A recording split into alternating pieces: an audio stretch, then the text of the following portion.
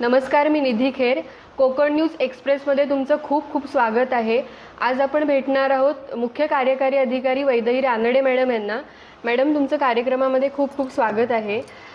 मला तुम्हाला पहिला प्रश्न विचारायचा आहे की हे कामकाज सुरू करत असताना किंवा या कामकाजाला सुरुवात केल्यानंतर ते आत्तापर्यंत कधी अशी वेळ आली का की दुर्गेचा आता अवतार धारण करावाच लागणार आहे किंवा खूप असा राग आलाय आणि असं कधी झालंय का?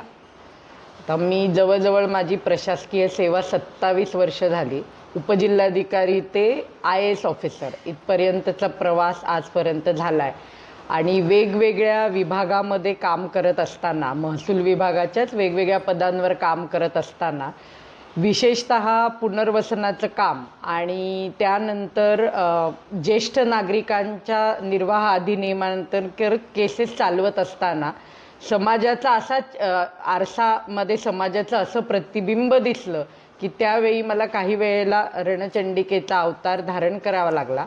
उदाहरणादाखल एक सांगते की एक केस माझ्याकडे होती जी आई आणि मुलांनी सुनेच्या विरुद्ध टाकलेली होती की आईला सांभाळत नाही सासूला, अशा पद्धतीची.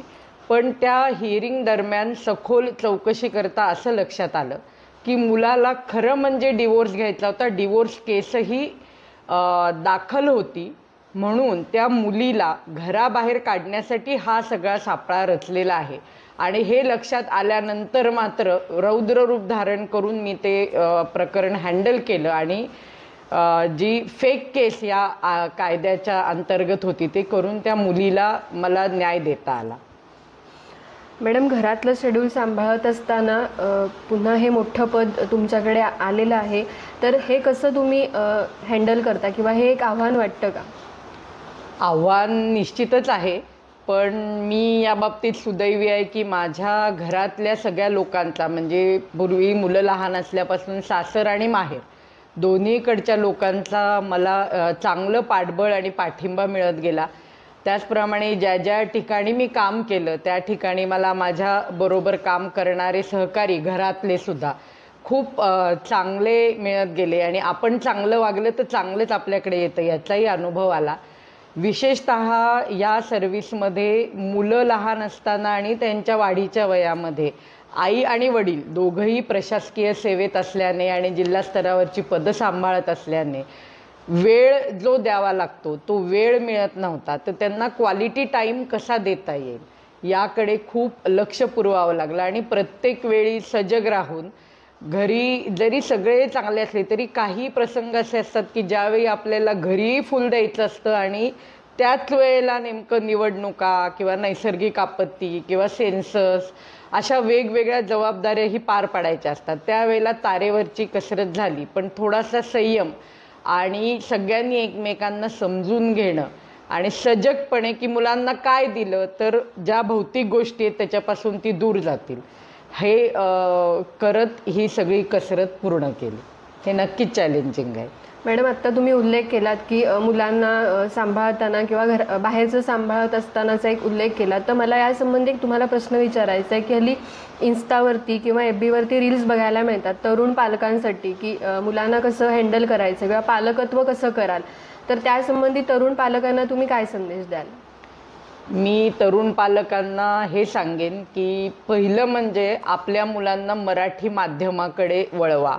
मी स्वतः माझ्या मुलांना मराठी माध्यमाच्या शाळेत शिकवलं आणि आज मला त्याबद्दल कुठलाही खेद नाही, कारण language is a medium of communication आणि पहिलीपासून इंग्रजी हे मराठी माध्यमाच्या शाळातही शिकवलं जातं. त्यामुळे ते लँग्वेज बॅरियर पुढे येत नाही, पण मुलं अतिशय चांगलं शिकू शकतात, आपल्या संस्कृतीला धरून राहू शकतात. आणि दुसरं म्हणजे आपण आता इतकं पुढे आलो आहे की बरेच पालक आता म्हणजे निम्न स्तरावरून मध्यम वर्गात किंवा उच्च मध्यम वर्गात गेलेत. प्रत्येकाच्या घरी 1 किंवा 2 मुलं असतात, त्यामुळे जे मला मिळालं नाही ते सगळं माझ्या मुलाला मिळालं पाहिजे असं काहीतरी वाटून तो वस्तूंचा पूर आणि त्यांना अनेक क्लासेस लावणं आणि म्हणजे सशाला उडायला शिकवणं किंवा कबुतराला पोहायला शिकवणं अशा पद्धतीचे कोर्सेस मुलांना जबरदस्ती देणं आणि आपली इच्छा लादणं ह्या गोष्टी आपण टाळल्या पाहिजेत. आपण अशाही हे बघतो, घटना बघतो. परवाच एका नीट उत्तीर्ण केलेल्या 99.99 स्कोअर असणाऱ्या मुलांनी आत्महत्या केली, तेव्हा मी खूप अस्वस्थ झाले की आज हे का होतं. तर आपण मुलांना काही गोष्टी पचवायला शिकवत नाही. म्हणजे ठीक आहे की आत्ता आई वडील खूप फोर्स करत असतील त्याला, असंही कारण असेल, कारण मला माहिती नाही, पण बऱ्याच वेळेला अशी कारणं असतात, काही वेळेला मुलांची वैयक्तिक कारणं असतात, पण त्यांना मानसिकदृष्ट्या सुदृढ बनवणं आणि आपण नसलो तरीही ते उभी राहतील अशा पद्धतीने सक्षम बनवणं गरजेचं असतं. उदाहरणार्थ म्हणजे काय की आता समजा कोविडचं एक उदाहरण देते. कोविड काळामध्ये सगळे पालक मुलं सगळी घरात बसलेली होती. फक्त ते फ्रंटलाईन वर्कर्स होते, हेल्थ वर्कर्स होते किंवा महसूल रूरल एरियामध्ये महानगरपालिकेत काम करणारे अधिकारी कर्मचारी जे होते ते कार्यरत होते. त्यांची ही मुलं, बाकींच्यांची मुलं, ती मुलं घरात होती, आई वडील बाहेर होते. आता माझ्याच बाबतीत म्हणायचं तर आम्ही दोघंही बाहेर असल्यामुळे माझ्या मुलांनी 2.5 ते 3 महिने डब्याचं जेवण खाल्लं, कारण बाकी सहकारी काम करणारे कोणी येत नव्हते. तर त्यांनाही कुठेतरी अशी खंत वाटत होती की सगळ्या घरातून छान छान वास येत आहेत, आम्ही मात्र डब्याचे जेवतोय. पण त्यावेळेला काय सांगायला पाहिजे, तर आम्ही मुलांना हे सांगितलं की बाळांनो, 100 वर्षात एकदा येणारी आपत्ती म्हणजे कोविडची आपत्ती आहे आणि त्यामध्ये तुमच्या आईबाबांना पूर्ण वेळ देऊन काम करायला मिळतंय, ही आमच्यासाठी आणि तुमच्यासाठी अभिमानाची गोष्ट असली पाहिजे. की हे एक आहे, कदाचित 100 वर्षांनी आम्ही नसू, तुम्ही नसाल, पण हे झालं पाहिजे की माझ्या आईबाबांनी कोविड काळातही काम केलं जेव्हा सगळे घरी बसले पाहिजे. तर हा जो ॲप्रोच आहे ना, तो क्वालिटी टाईम आणि क्वालिटी टाईम तुमच्या मुलांना पाहिजे, तुमचा संवाद मुलांना पाहिजे आहे, ना की तुम्ही दिलेल्या वस्तू मुलांना पाहिजेत. त्यामुळे काय होतं, मी काहीतरी मला जायचं म्हणजे बऱ्याच आयांना हा एक गिल्ट कॉन्शियस असतो नोकरी करणार आहे की मी मुलाला वेळ देऊ शकत नाही. मग ते कसं कॉम्पन्सेट करतात, हट्ट करतोय ना, द्या मोबाईल, द्या इंटरनेट, द्या काही प्रकारची खेळणी किंवा हॉटेलिंगला सोडा. तर दिस इज नॉट अ सोल्युशन. तर तुम्ही तुमचा क्वालिटी टाईम ॲप्रोच आणि चांगले संस्कार देणं हे मुलांना जास्त आवश्यक आहे तुम्ही देत असलेल्या वस्तूंपेक्षा. मॅडम, शेवटचा एक प्रश्न विचारते. आजच्या तरुण पिढीला तुम्ही काय संदेश द्याल? आता पालकांविषयी बोलले तसं मुलांविषयी बोलते. आजच्या तरुण पिढीला मी कळकळीने अगदी सांगेन की बाळांनो, जे व्हर्च्युअल जग आहे ते फसवं आहे. आता आम्ही तुम्हाला मोबाईल वापरू नका हे सांगू शकत नाही, पण मोबाईलचा सुयोग्य वापर करा. Instagram, internet, WhatsApp, ChatGPT, AI ही सगळी माध्यमं तुम्हाला हेल्प करायला आहेत. त्यातनं ज्ञान ग्रहण करा, पण त्यातनं जो रील्सचा मारा होतोय, काही वाईट गोष्टी त्यातनं येत आहेत, त्या बघूच नका असं मी म्हणणार नाही, पण चांगलं वाईट ओळखायला शिका.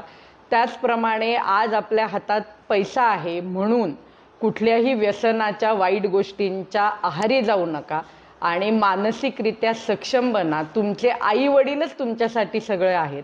चुकले म्हणून, फटका मारला म्हणून त्यांच्यापासून दूर जाऊ नका, कारण तुम्ही चुकलात तर आई वडिलांना येऊन सांगण्याइतका संवाद तुमच्यात आणि पालकांमध्ये असला पाहिजे. आणि आपलं घर हेच सर्वस्व आहे, आपल्यासाठी कोणीतरी वाट बघणारं घरी आहे, हे कायम लक्षात ठेवा. चांगल्या मार्गावर चाला, तुमचं चांगलंच होईल. मॅडम, खरंच खूप छान वाटलं तुमच्याशी बोलून, तुमच्याजवळ गप्पा मारून. तुम्हाला खूप खूप धन्यवाद. तुम्ही वेळात वेळ काढून आम्हाला मुलाखत दिलीत. पुन्हा भेटूया वेगळ्या मुलाखतीसह. तोपर्यंत धन्यवाद.